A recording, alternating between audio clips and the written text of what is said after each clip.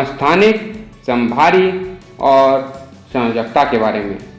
तो बच्चों आइए सबसे पहले हम जानते हैं परमाणु संख्या या परमाणु क्रमांक क्या होती है। किसी तत्व के परमाणु के नाभिक में उपस्थित प्रोटॉनों की संख्या उस तत्व की परमाणु संख्या या परमाणु क्रमांक कहलाता है। इसे Z से प्रदर्शित करते हैं और Z बराबर क्या हो गया फिर प्रोटॉनों की संख्या। अब चूंकि परमाणु तो उदासीन होता है, इसमें इलेक्ट्रॉन और प्रोटॉन की संख्या क्या होती है, बराबर होती है। तो Z जब प्रोटॉनों की संख्या है तो वो क्या हुई, इलेक्ट्रॉनों की संख्या भी हुई। चलिए अब हम देखते हैं कि द्रव्यमान संख्या और परमाणु भार क्या होते हैं।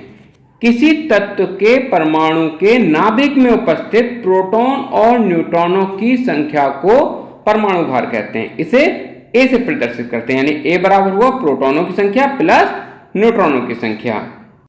अच्छा, अभी हम जाने परमाणु क्रमांक और परमाणु भार को प्रदर्शित कैसे करेंगे।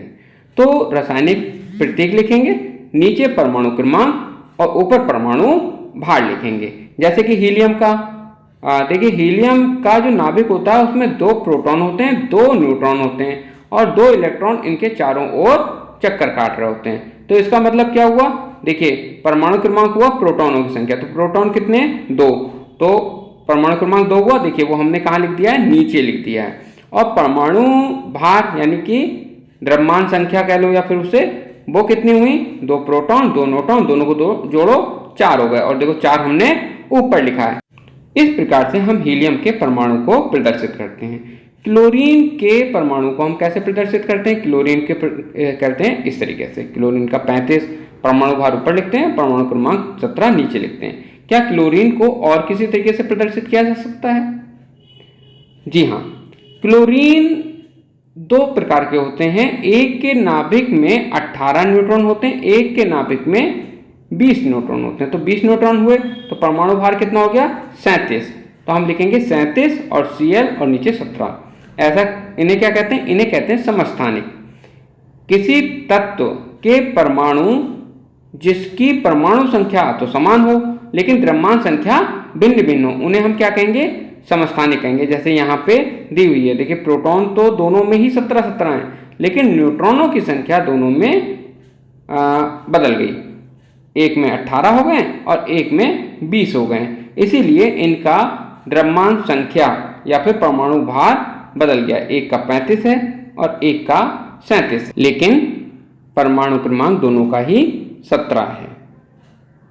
इसी प्रकार से कार्बन के भी समस्थानिक होते हैं। कार्बन के 3 समस्थानिक होते हैं, तीनों में ही प्रोटॉन 6 होते हैं और न्यूट्रॉनों की संख्या तीनों में अलग अलग होती है। पहले में 6, दूसरे में 7 और तीसरे में 8। इसी वजह से इनकी द्रव्यमान संख्या भी बदल जाती है। कार्बन 12 की 12 होती है द्रव्यमान संख्या, कार्बन 13 की 13 और कार्बन 14 की 14 होती है। इसी प्रकार हाइड्रोजन के भी 3 समस्थानिक होते हैं, प्रोटियम, ड्यूटेरियम और ट्राइटियम। तीनों का ही एटॉमिक नंबर यानी कि परमाणु क्रमांक 1 होता है, लेकिन द्रव्यमान संख्या क्रमशः 1, 2 और 3 होती है। ये क्यों होती है, देखिए तीनों में ही प्रोटॉन तो एक ही होते हैं, लेकिन न्यूट्रॉनों की संख्या प्रोटियम में एक भी न्यूट्रॉन नहीं होता, ड्यूटेरियम में 1 होता है न्यूट्रॉन और ट्राइटियम में 2 होते हैं। चलिए इनका तुलनात्मक अध्ययन करते हैं। प्रोटियम, ड्यूटेरियम और ट्राइटियम, इन तीनों में ही प्रोटॉन्स की संख्या जो होती है वो 1 होती है, लेकिन न्यूट्रॉन्स क्रमशः 0, 1 और 2 होते हैं। इसी वजह से इनका एटॉमिक मास क्रमशः 1, 2 और 3 होता है। इसीलिए इनका सिंबल जो होता है, प्रतीक जो है, तो हाइड्रोजन जो होता है प्रोटियम, उसमें क्या करते हैं, दोनों ऊपर भी 1 लगा देंगे और नीचे भी 1 लगा देंगे, क्योंकि इसका परमाणु भार भी 1 है और परमाणु क्रमांक भी 1 है। ड्यूटेरियम में ऊपर 2 लिखा जाएगा, नीचे 1, क्योंकि इसका द्रव्यमान संख्या 2 है और एटॉमिक नंबर जो है वो 1 है। ड्यूटेरियम में ऊपर 3 लिखा जाएगा, नीचे 1 लिखा जाएगा, क्योंकि इसका द्रव्यमान संख्या 3 है और परमाणु क्रमांक जो है वो 1 ही है। चलिए अब हम संभारिकों के बारे में जानें। विभिन्न रासायनिक तत्वों के परमाणु जिनमें समान संख्या में न्यूक्लियन यानी कि प्रोटॉन और न्यूट्रॉन होते हैं। इस प्रकार संभारिक में परमाणु संख्या तो भिन्न भिन्न होगी लेकिन द्रव्यमान संख्या समान होगी। जैसे कि एक उदाहरण के रूप में हम 3 तत्व लेते हैं, आर्गन, पोटेशियम और कैल्शियम। तीनों का जो परमाणु क्रमांक है वो क्रमशः 18, 19 और 20 है, लेकिन इन तीनों का ही द्रव्यमान संख्या एक ही बराबर है 40 है। ऐसा क्यों होता है? आर्गन में प्रोटॉनों की संख्या है 18, तो इसलिए इसका परमाणु क्रमांक है 18। पोटेशियम का जो प्रोटॉनों की संख्या है वो है 19, इसलिए इसका परमाणु क्रमांक है 19। कैल्शियम का जो परमाणु क्रमांक 20 है क्योंकि इसमें प्रोटॉनों की संख्या 20 होती है, लेकिन न्यूट्रॉनों की संख्या आर्गन में 22 होती है, तो 22 और 18 मिला के 40 हो गया, तो आर्गन का द्रव्यमान संख्या हो गई 40।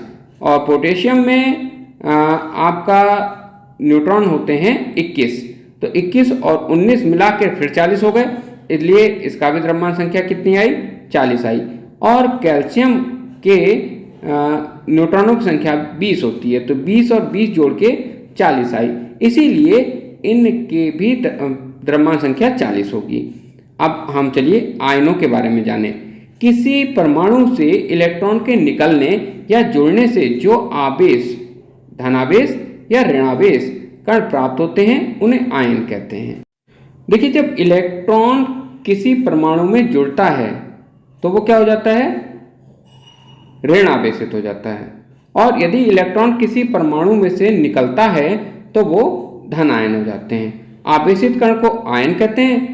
यदि धन आवेशित है तो धन आयन कहेंगे और ऋण आवेशित है तो ऋण आयन कहेंगे।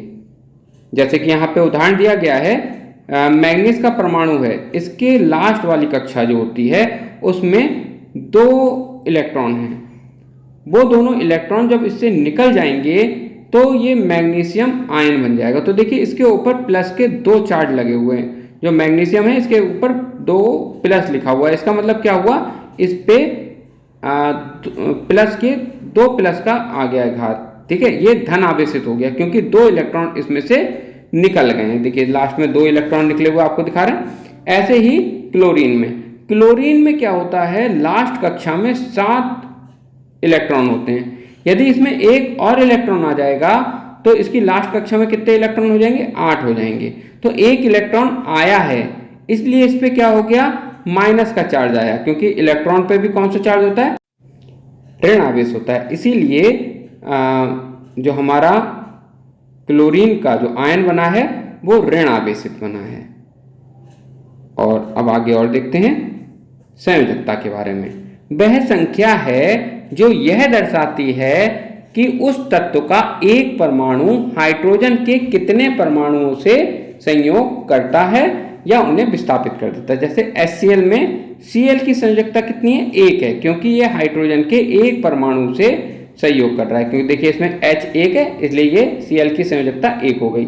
और जबकि H2O में जल में ऑक्सीजन की संयोजकता कितनी है? 2 है। क्यों? क्योंकि देखिए 2 हाइड्रोजन इसके साथ मिले हुए हैं। इसी तरीके से देखिए कुछ महत्वपूर्ण तत्वों की संयोजकता हम यहाँ पर दे रहे हैं, जैसे कि हाइड्रोजन की संयोजकता 1 होती है, कार्बन की 4 होती है, सोडियम की 1 होती है, ऑक्सीजन की 2 होती है, मैग्नीशियम की 2 होती है, कैल्शियम की 2 होती है, एल्युमिनियम की 3 और क्लोरीन की 1। ये संयोजकताएं हैं, ये आप याद कर लीजिएगा। और आज के लिए इतना ही। आशा करते हैं आपको ये समझ में आए होंगे। धन्यवाद।